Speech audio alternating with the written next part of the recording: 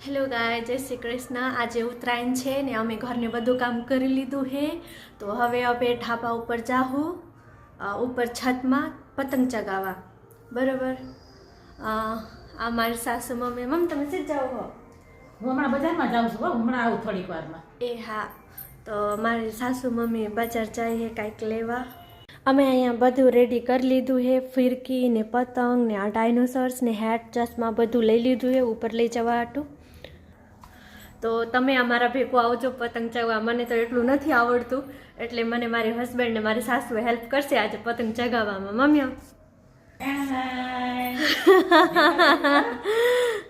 હું જો મારી વહુ હાટું બલૂન, બાજ, પતંગ, મારી વહુ લાટકી છે, કેટલું બધું એના માટે લઈ આવ્યા અમે।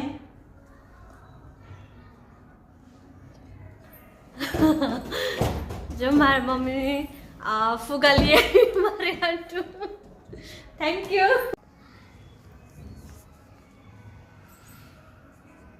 હાય ગાઈસ, જય દ્વારકાધીશ, જય શ્રી કૃષ્ણ, જય માતાજી। તમે પણ આવો અમારી સાથે ધાબા ઉપર પતંગ ચગાવવા। अबे तू है कौन तू?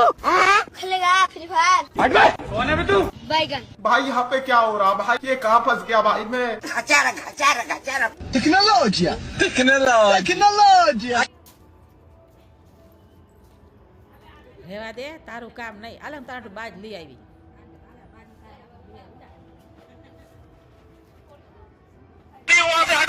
अबे तू है कौन तू?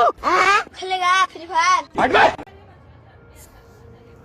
અમે બે સાસુ બહુ પતંગ ચગાવવા હાટું બહુ મહેનત કર્યા ને પછી થોડું ઘણું રીલ્સ બનાવ્યા। રીલ્સ તમે શોર્ટ વિડીયોમાં જોઈ શકો।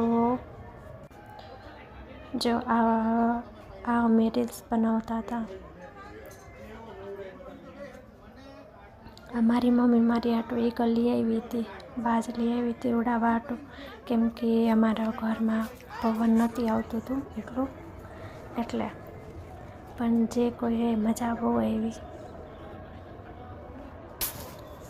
પતંગ તો એકે મિનિટ મેં નહોતી ચગાવી, પણ બાજ ચગાવી, મને બહુ મજા આવી બાજમાં। પછી થોડું ઘણું વિડીયો મમ્મીને ઉતારી દીધું પોસ્ટ કરવા હાટું। અમારે ઇન્સ્ટાગ્રામ આઈડી તમે ત્યાં જઈને ફોલો કરી શકો છો। અમે મકર સંક્રાંતિમાં બહુ જ મજા કરી। હા, અમારે ઘરની આજુબાજુમાં ફ્લેટ થઈ ગયું હોય એટલે એટલું પવન નથી આવતું આ બાજુ।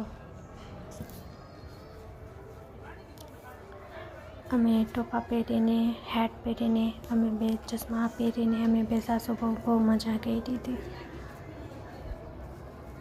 રીલ્સ બનાવ્યા, પછી શેરડી ખાધું, મમરાને લાડવા ખાધું, તલને લાડવા ખાધું, બહુ મજા કરી। તમે બધાને કેવું હતું ઉત્તરાયણ કોમેન્ટ કરજો। આ આકાશની વ્યૂ એ અહીંયા પતંગ બધા ચગાવતા હતા ને ફ્લેટની ઉપર, કેટલા બધા હતું જો, જોવાનું બહુ મજા આવી। હાલો, હવે નીચે જો ઉપર ધાબા ઉપરથી નીચે આવી ગયા છીએ પતંગ ઉડાડીને, બહુ મજા આવી। હવે આવતી સાલ ઉત્તરાયણની રાહ જોવાની રહી કે કેવી મજા આવે છે। હવે ફરી પાછા મળશું બીજા બ્લોકમાં।